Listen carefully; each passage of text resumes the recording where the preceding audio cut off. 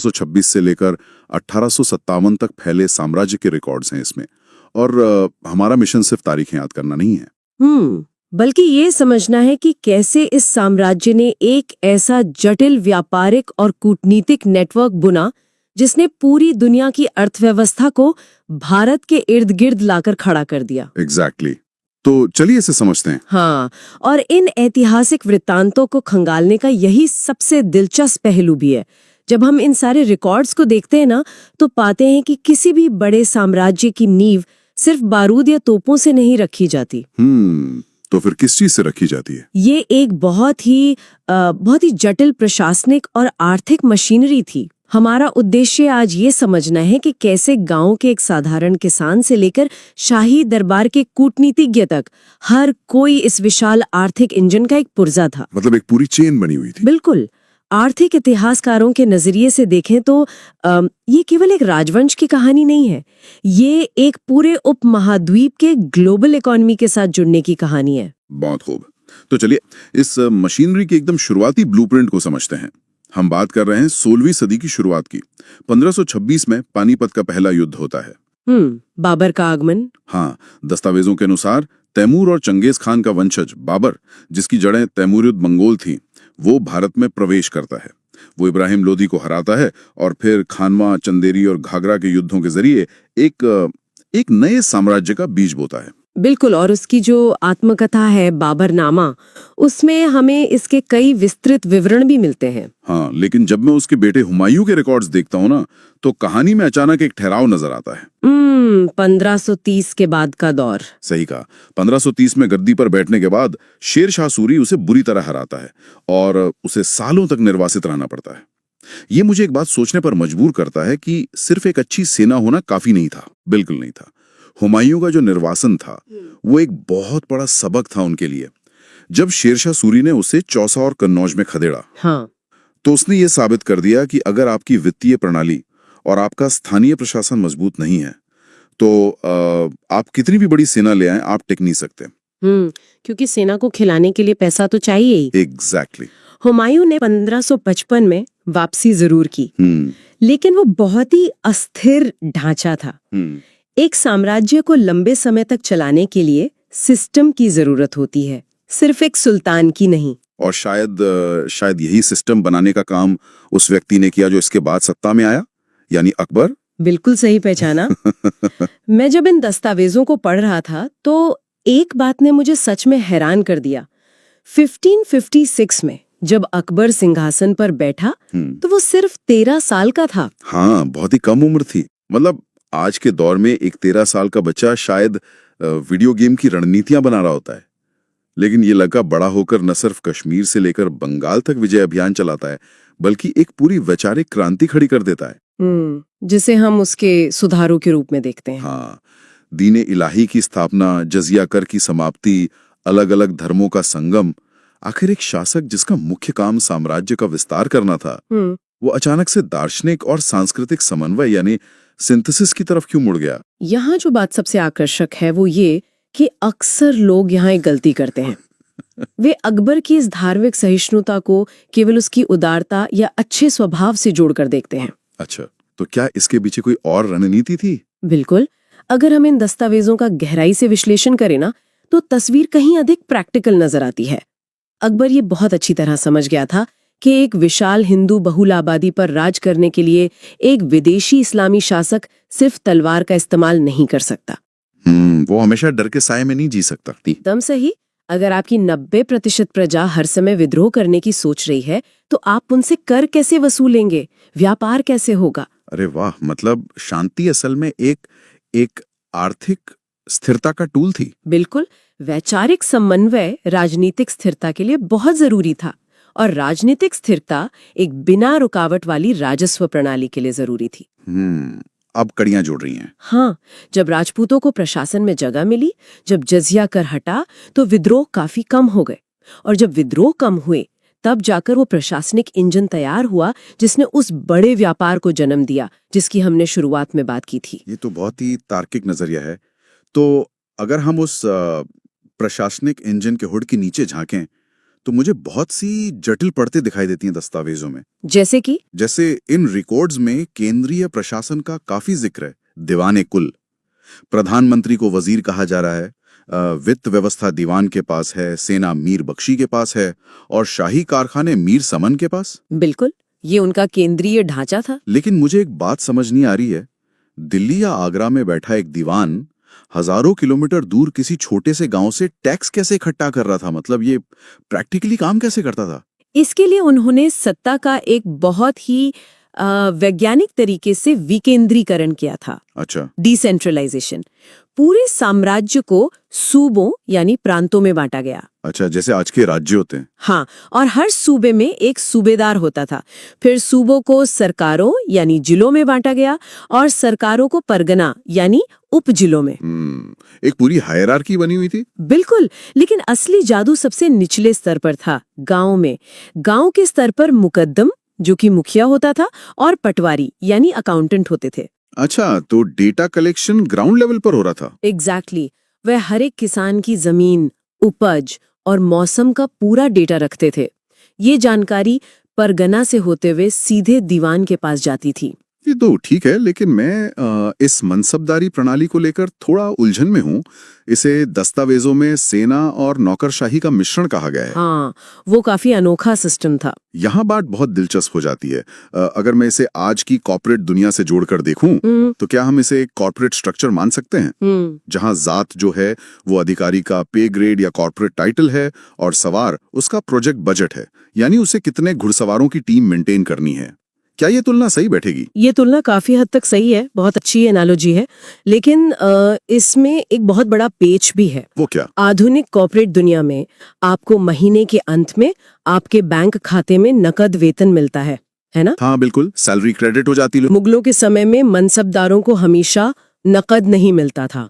इसके बजाय उन्हें जागीर दी जाती थी, यानी किसी विशेष इलाके से कर वसूलने का अधिकार। ओहो, मतलब जमीन दे दी जाती थी। जमीन का मालिकाना हक नहीं, सिर्फ टैक्स वसूलने का अधिकार। मान लीजिए आपका पे ग्रेड बहुत ऊंचा है, तो राज्य आपको वेतन देने के बजाय कहेगा जाइए और उस पूरे जिले का टैक्स आपका हुआ। अरे, लेकिन इसमें तो बहुत बड़ा रिस्क है।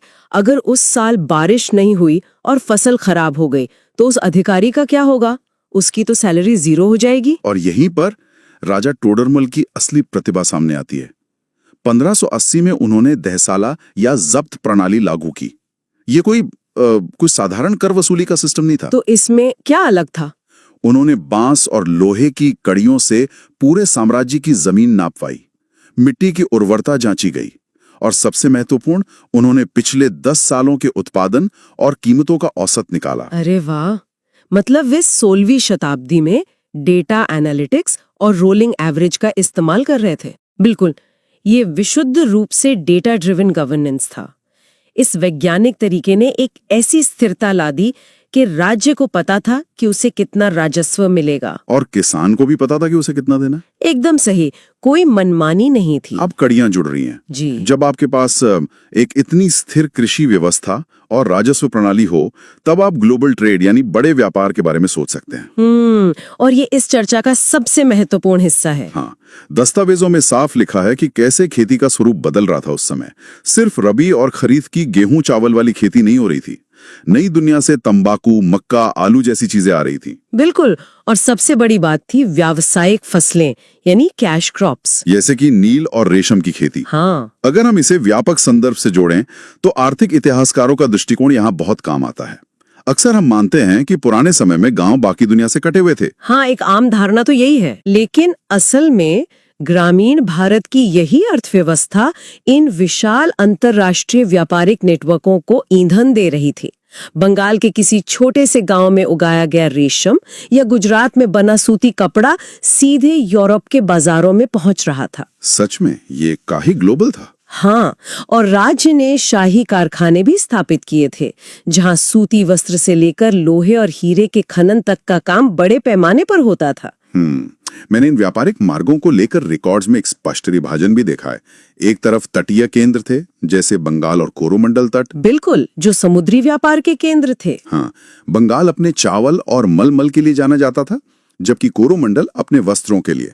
ये बंदरगाह जहाजों के जरिए यूरोप और दक्षिण पूर्व एशिया को माल भेजते थे। और दूसरी तरफ क्या था? दूसरी तरफ लाहौर जैसे अंतर्देशीय बाजार थे जो शॉल और कालीनों के गढ़ थे और मध्य एशिया तथा पारस की जमीनी रास्तों को नियंत्रित करते थे।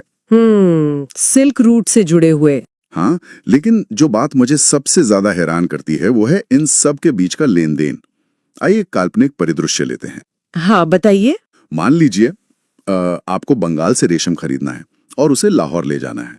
हजारों मील का सफर है, डाकुओं का खतरा है। बिल्कुल, रास्ते सुरक्षित नहीं होते थे हमेशा। तो ऐसे में भारी मात्रा में सोने या चांदी के सिक्के अपने साथ ले जाना तो आत्महत्या करने जैसा था।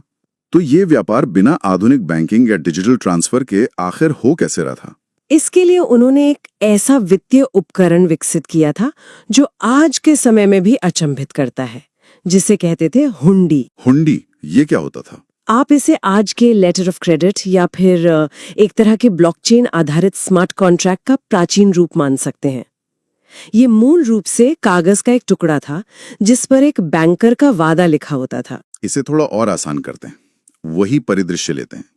मान लीजिए लाहौर का एक मारवाड़ी या बोहरा व्यापारी बंगाल के एक बुनकर से भारी मात्रा में रेशम खरीदना चाहता है, तो वो क्या करेगा? वो लाहौर में अपने स्थानीय सराफ यानी बैंकर के पास जाएगा और उसे अपना पैसा या सोना दे देगा।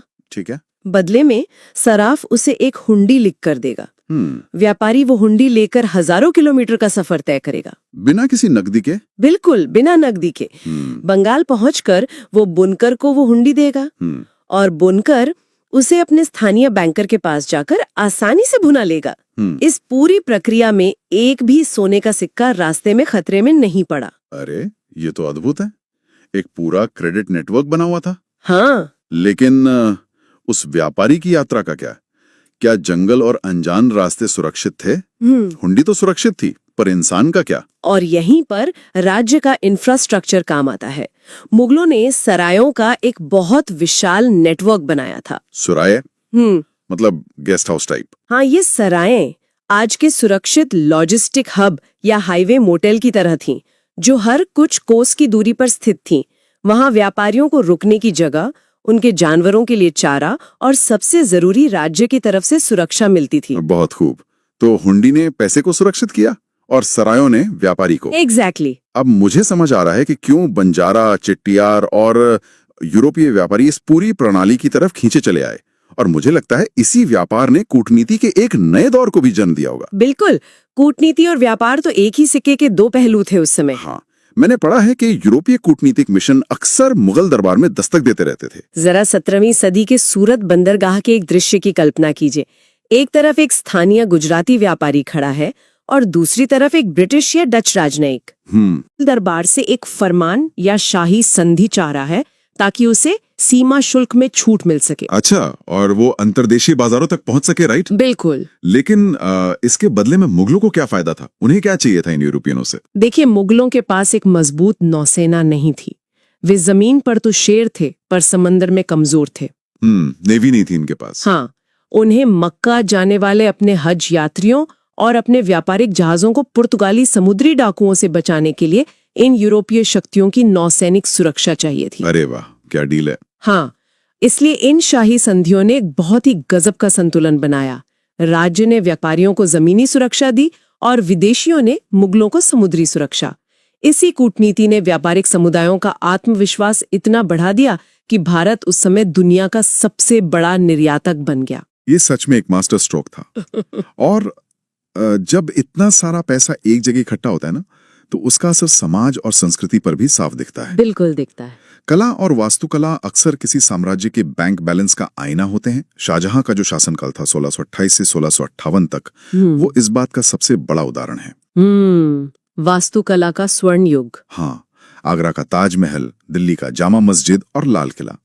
दस्तावेजों को देखकर लगता है कि ये सिर्फ खूबसूरत इमारतें नहीं थीं, ये उस जब्त प्रणाली और उस ग्लोबल सप्लाई चेन की सफलता के स्मारक थे। यह एकदम सटीक बात है। सांस्कृतिक स्वर्ण युग कभी भी खाली खजाने के साथ नहीं आता, और यह संस्कृति सिर्फ पत्थरों या इमारतों तक सीमित नहीं थी। और किन चीजों में थी? ये एक मिश्रित पहचान का दौर था, जिसे हम गंगा जमनी तहजीब कहते हैं। हुमायूं जब फारस से लौटा तो मीर सैयद अली जैसे मास्टर चित्रकारों को अपने साथ लाया। साथ बहुत ही सुंदर मिलन हुआ। यहाँ तक कि जहांगीर के दौर में अबुल हसन जैसे चित्रकार यूरोपीय कलाकृतियों की तकनीकों का भी इस्तेमाल कर रहे थे। सच में एक ग्लोबल कल्चरल एक्सचेंज चल रहा था। और सिर्फ चित्रकला ही क्यों, संगीत और साहित्य में भी यही समन्वय था। तानसेन और बेजू बावरा हिंदुस्तानी शास्त्रीय संगीत को नई ऊंचाइयों पर ले जा रहे थे। बिल्कुल। और राज दरबारों में कथक जैसी जटिल नृत्य शैलियां विकसित हो रही थी, जिनमें मध्य एशियाई चक्कर और भारतीय भाव भंगिमाओं का मेल था। साहित्य में भी तो यही हो रहा था। हाँ, साहित्य में जहां एक तरफ बाबरनामा और अबुल फजल का अकबरनामा जैसी ऐतिहासिक रचनाएं लिखी जा रही थी, वहीं दारा शिको मजमा उल बहरीन लिख रहा था, जिसमें वो उपनिषदों का फारसी में अनुवाद कर रहा था। ये बहुत ही महत्वपूर्ण काम था। बिल्कुल। और दूसरी तरफ तुलसीदास रामचरितमानस रच रहे थे। प्रशासन की भाषा भले ही फारसी थी, लेकिन बाजारों और छावनियों में एक नई भाषा जन्म ले रही थी, उर्दू। और हमें ये भी नहीं भूलना चाहिए कि ये समाज अत्यंत स्तरीकृत था, काफी बटा हुआ था। वो कैसे? शीर्ष पर शाही कुलीन वर्ग था, उसके बाद उलेमा और धार्मिक विद्वान आते थे। शहरों में व्यापारियों, कारीगरों और बैंकरों का एक बहुत ही मजबूत मध्यम वर्ग उभर रहा था, और सबसे नीचे हमारे किसान थे। हायरार्की तो हर जगह होती है। हाँ, और ये सच है कि ये एक पितृसत्तात्मक ढांचा था। लेकिन हमारे पास नूरजहां जैसी महिलाओं का भी उदाहरण है, जिनके नाम के सिक्के छपे और जिन्होंने राज्य की नीतियों को सीधे तौर पर प्रभावित किया। तो इन सब का क्या मतलब है? ये पूरी मशीनरी जहां राजस्व प्रणाली इतनी शानदार काम कर रही है, अर्थव्यवस्था फल फूल रही है और सांस्कृतिक समन्वय अपने चरम पर है, ये सब अचानक ढह कैसे गया? जब मैं औरंगजेब के और उसके बाद के दस्तावेजों को पढ़ता हूँ ना, तो लगता है जैसे किसी ने एक तेज दौड़ती ट्रेन के पहिए ही निकाल दिए हों। देखिए, इसे आप एक डोमिनो इफेक्ट कह सकते हैं। ये किसी एक घटना से अचानक नहीं हुआ। तो शुरुआत कहाँ से हुई? औरंगजेब के समय में साम्राज्य अपने सबसे बड़े भौगोलिक आकार तक पहुंच गया था, लेकिन जिस सांस्कृतिक समन्वय को अकबर ने राजनीतिक स्थिरता के लिए जरूरी माना था, याद है ना, हमने बात की थी। हाँ बिल्कुल, सिंथेसिस। औरंगजेब ने उसे उलट दिया। उसने फिर से जजिया कर लगा दिया और बहुत ही रूढ़िवादी नीतियां अपनाई। और इसका नतीजा क्या हुआ? नतीजा ये हुआ कि जो राजपूत और मराठे इस साम्राज्य के सबसे मजबूत स्तंभ थे, वे ही इसके विद्रोही बन गए। यानी जो नीतियां पहले साम्राज्य में शांति और मुनाफा ला रही थीं, अब वही युद्ध और खर्चा बढ़ा रही थी। सटीक विश्लेषण है। शिवाजी के नेतृत्व में मराठों के खिलाफ दक्कन के लगातार जो अभियान चले, उन्होंने मुगल खजाने को बुरी तरह सोख लिया। युद्ध तो हमेशा महंगे होते हैं। हाँ, और जब खजाना खाली होने लगा, तो उन्होंने किसानों पर कर का बोझ और बढ़ा दिया। इससे जो राजा टोडरमल की जब्त प्रणाली थी, वो चरमरा गई और एक बड़ा कृषि संकट पैदा हो गया। और जाहिर है, जब किसानी डूबती है तो व्यापार अपने आप धीमा हो जाता है। बिल्कुल। मैं इन रिकॉर्ड्स में पतन के और भी कारण देख रहा हूँ। ये सिर्फ खजाने के खाली होने की बात नहीं थी। कुलीन वर्ग या जो मनसबदार थे, वे आपस में ही गुटों में बट गए थे। आंतरिक राजनीति। हाँ, साम्राज्य इतना बड़ा हो गया था कि केंद्र का नियंत्रण ही खत्म हो गया। और सबसे बड़ी बात, उनकी सेना। हाँ, सेना का आधुनिकीकरण रुक गया था। बिल्कुल। जो सेना कभी बारूद और तोपखाने के बल पर अजेय मानी जाती थी, उसने समय के साथ खुद को अपडेट ही नहीं किया। यही तो उनकी सबसे बड़ी भूल थी। जब नादिर शाह ने 1739 में हमला किया, तो उसने दिखा दिया कि मुगलों की पुरानी सैन्य रणनीति कितनी खोखली हो चुकी थी।